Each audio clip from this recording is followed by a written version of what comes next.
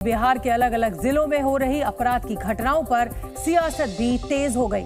पत्रकार विमल कुमार यादव की हत्या को लेकर बीजेपी ने कानून व्यवस्था पर सवाल उठाए और आरोप लगाया कि नीतीश कुमार की सरकार में बिहार में बदमाश बेखौफ हो गए। मृतक विमल कुमार के परिवार से मिलने पहुंचे अररिया से बीजेपी सांसद प्रदीप सिंह ने नीतीश कुमार से इस्तीफे की मांग की। इसका जवाब नीतीश कुमार जी को देना चाहिए, नैतिक जिम्मेवारी लेकर के। आज कोई सुरक्षित नहीं है, इसलिए यह जंगल राज है। नीतीश जी को इस्तीफा देना चाहिए। इस बीच चिराग पासवान ने भी बिहार में बदमाशों के बेलगाम होने का दावा किया। जब आपके अधिकारी मर रहे हैं आप खामोश हैं। लोकतंत्र का चौथा स्तंभ के ऊपर जब अटैक आप ही के राज्य में किया जा रहा है और टारगेट किलिंग अब कर रहे हैं, जाति वर्ग के लोगों को चिन्हित कर कर कर इनके प्रदेश में मारा जा रहा है। चिराग पासवान ने आरोप लगाया कि बिहार में इस समय जंगल राज के हालात हैं, जिससे आम लोग खौफ में जीने को मजबूर हैं। अररिया में पत्रकार विमल कुमार यादव की हत्या पर मुख्यमंत्री नीतीश कुमार ने दुख जताया। साथ ही इस मामले में गर्म हुई सियासत पर विरोधियों को भी जवाब दिया। न्नीतीश कुमार ने भरोसा दिया कि इस मामले में अपराधियों को छोड़ा नहीं जाएगा और सख्त कार्रवाई होगी। तो बड़ा दुख हुआ। हम यहाँ आने के पहले देखे हैं न्यूज में, तो हमको लगा कि भाई कैसे किसी पत्रकार का हुआ। तो हमने तुरंत अधिकारियों को कहा इसको देखिए। वहीं डिप्टी सीएम तेजस्वी यादव ने बीजेपी पर बिहार को बदनाम करने का आरोप लगाते हुए दावा किया कि बिहार से ज्यादा अपराध दिल्ली में हो रहे हैं। एनसीआरबी के रिकॉर्ड में सबसे ज्यादा क्राइम अगर कहीं है तो दिल्ली में है। हत्या, किडनैपिंग, रेप, लूट तो दिल्ली में हो रहा है और होम मिनिस्ट्री के अंतर्गत दिल्ली पुलिस आती है। इस बीच पटना में बिहार श्रमजीवी पत्रकार यूनियन ने हत्या के विरोध में मार्च निकाला।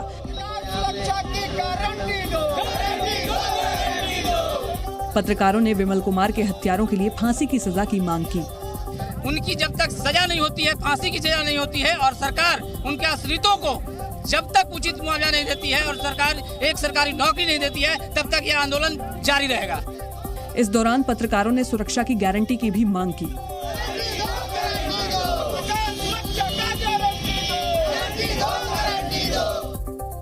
अगले साल होने वाले लोकसभा चुनाव को देखते हुए बीजेपी ने अपनी तैयारियों को और तेज कर दिया। खबर है कि बिहार की 40 सीटों पर जीत पक्की करने के लिए बीजेपी ने रणनीति तैयार कर ली है, जिसके मुताबिक बीजेपी की कोशिश रहेगी कि मिशन बिहार के तहत वो कम से कम 32 से 34 सीटों पर अपनी जीत को किसी भी हाल में पक्का करे। सूत्रों के मुताबिक बीजेपी अपने मौजूदा 17 सांसदों में से 3 से 4 सांसदों की सीट बदल सकती है या फिर उनके टिकट काटे भी जा सकते हैं। ये भी खबर है कि जेडीयू के 6 सांसद बीजेपी के संपर्क में हैं और वो बीजेपी के टिकट पर चुनाव लड़ना चाहते हैं। इसके साथ ही बिहार में एनडीए में सीट शेयरिंग का फॉर्मूला भी लगभग तय हो गया है, जिसमें गठबंधन के तहत एलजेपी के दोनों गुटों चिराग पासवान और पशुपति पारस को 6 सीटें दी जा सकती हैं, जबकि जीतन राम मांझी की पार्टी को 1 सीट दी जा सकती है। सूत्रों के मुताबिक उपेंद्र कुशवाहा की पार्टी को भी 2 सीटें देने का फॉर्मूला तय हुआ है। पिछली बार नीतीश कुमार बीजेपी के साथ चुनाव लड़े थे, लेकिन इस बार वो आरजेडी के साथ हैं। ऐसे में बीजेपी अब बिहार में करीब 30 सीटों पर खुद चुनाव लड़ने का प्लान बना रही है। मोबाइल फोन के सिम कार्ड की अवैध बिक्री और साइबर फ्रॉड पर रोक लगाने के लिए केंद्र सरकार ने कड़े नियम बनाए हैं। केंद्रीय दूरसंचार मंत्री अश्विनी वैष्णव ने जानकारी दी कि सिम कार्ड बेचने वाले डीलर्स के लिए पुलिस वेरिफिकेशन करवाना अनिवार्य होगा, यानी बिना पुलिस वेरिफिकेशन करवाए कोई दुकानदार सिम कार्ड नहीं बेच पाएगा। साथ ही हर डीलर को फिंगरप्रिंट और बायोमेट्रिक पहचान भी देनी होगी, ताकि गड़बड़ी होने पर पुलिस उस तक आसानी से पहुंच सके। नई गाइडलाइंस के मुताबिक बिना पुलिस वेरिफिकेशन करवाए सिम कार्ड बेचने वाले डीलर्स पर 10 लाख रुपए का जुर्माना तक हो सकता है। साइबर फ्रॉड पर लगाम लगाने के लिए सरकार ने थोक में यानी एक साथ कई सिम कार्ड खरीदने और बेचने पर भी पूरी तरह से रोक लगा दी है। एक ही आईडी प्रूफ देकर कई सिम कार्ड खरीदने पर भी रोक लगा दी गई है। फर्जी या एक ही आईडी प्रूफ पर कई सिम कार्ड बेचने वाले डीलर्स के खिलाफ कड़ी कार्रवाई करते हुए 67,000 डीलर्स को ब्लैकलिस्ट में डाला गया है। साथ ही मई 2023 से अभी तक करीब 300 सिम डीलर्स के खिलाफ एफआईआर भी दर्ज करवाई जा चुकी है। केंद्रीय मंत्री ने जानकारी दी कि बिना केवाईसी और पूरी पड़ताल किए बगैर बेचे गए 54 लाख से ज्यादा सिम कार्ड्स को बंद कर दिया गया है। कॉल और मैसेज के जरिए डिजिटल फ्रॉड करने के आरोप में करीब 66,000 व्हाट्सएप अकाउंट्स को भी ब्लॉक कर दिया गया है। चारा घोटाला मामले में लालू यादव की मुश्किलें बढ़ सकती हैं। जांच एजेंसी सीबीआई ने चारा घोटाला मामले को लेकर सुप्रीम कोर्ट का दरवाजा खटखटाया है। सीबीआई ने झारखंड हाईकोर्ट के फैसले को चुनौती देते हुए आरजेडी अध्यक्ष लालू यादव की जमानत रद्द करने की मांग की है। सुप्रीम कोर्ट सीबीआई की याचिका पर 25 अगस्त को सुनवाई करेगा। छत्तीसगढ़ सरकार ने हिमाचल प्रदेश के आपदा पीड़ितों के लिए 11 करोड़ रुपए की सहायता राशि देने का ऐलान किया है। मुख्यमंत्री भूपेश बघेल ने कहा कि विपदा के इस समय में छत्तीसगढ़ के लोग हिमाचल के साथ हैं। बिग बॉस ओटीटी के विजेता एल्विश यादव ने हरियाणा के मुख्यमंत्री मनोहर लाल से मुलाकात की। इस दौरान सीएम ने एल्विश को जीत पर बधाई दी और भविष्य के लिए शुभकामनाएं दी। अयोध्या में भगवान श्री राम के मंदिर का निर्माण तेजी से जारी है। इस बीच निर्माणाधीन मंदिर की कुछ नई तस्वीरें सामने आई हैं। ग्राउंड फ्लोर और फर्स्ट फ्लोर पर खंबे लगाने का काम पूरा हो गया है, जिसके बाद अब छत डालने का काम शुरू किया जाएगा। वाराणसी के ज्ञानवापी विवाद पर चल रहे कानूनी दांवपेच के बीच बागेश्वर धाम के पीठाधीश्वर धीरेन्द्र कृष्ण शास्त्री का भी बयान सामने आया। उन्होंने दावा किया कि ज्ञानवापी शिव मंदिर है और कोर्ट हिंदुओं के पक्ष में फैसला करेगा। अरे ज्ञानवापी भगवान महादेव कहाँ की मस्जिद, पागलों जैसी बात कर। ज्ञानवापी भगवान शंकर का मंदिर है। धीरेन्द्र कृष्ण शास्त्री ने ज्ञानवापी के शिव मंदिर होने के पक्ष में अपने तर्क भी दिए।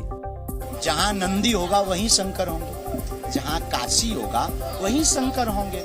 जहाँ ज्ञानवापी मतलब पुराण का शब्द है, ज्ञान का कुआं आपके किसी ग्रंथ में हो, आप लॉजिकली बात करो। बागेश्वर धाम के प्रमुख ने ज्ञानवापी पर चल रही कोर्ट की कार्रवाई पर भरोसा जताया। धीरेन्द्र कृष्ण शास्त्री ने हिंदुओं से श्री कृष्ण जन्मभूमि की जमीन को छुड़ाने के लिए भी एकजुट होने की अपील की। इस दौरान उन्होंने अयोध्या और काशी को तो सिर्फ झांकी बता दिया। काशी अयोध्या झांकी थी, मथुरा बाकी है, बस यही कहा है, वो सबको पता। हालांकि उन्होंने साफ किया कि श्री कृष्ण जन्मभूमि पर भव्य मंदिर अदालत के आदेश पर ही बनेगा। इस दौरान धीरेन्द्र कृष्ण शास्त्री ने हिंदू राष्ट्र पर उठ रहे सवालों को भी शांत करने की कोशिश की।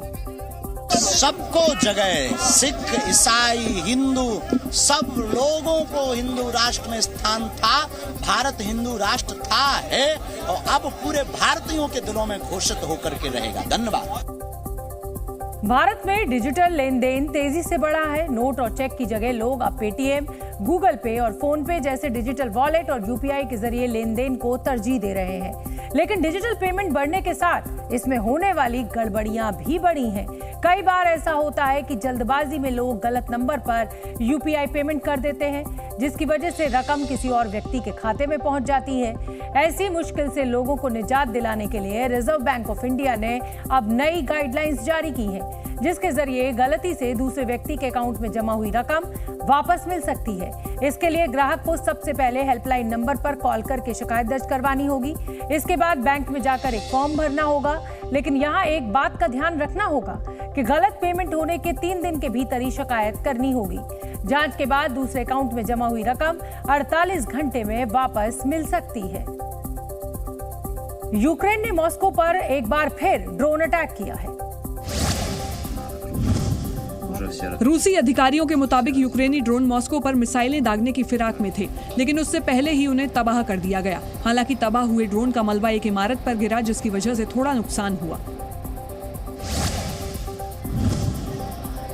चीन की राजधानी बीजिंग में वर्ल्ड रोबोट कॉन्फ्रेंस का आयोजन किया गया। इस साल इस कॉन्फ्रेंस में कई ह्यूमनॉइड रोबोट यानी इंसान के जैसे दिखने वाले रोबोट्स की प्रदर्शनी की गई है।